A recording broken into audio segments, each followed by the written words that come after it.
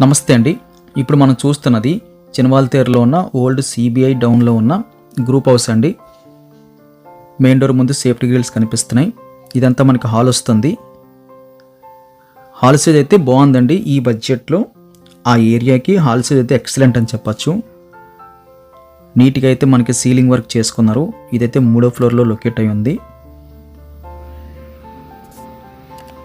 2 wheeler parking ఉంటుందండి. స్ట్రైట్గా మనకి టీవీ నెట్ వచ్చింది.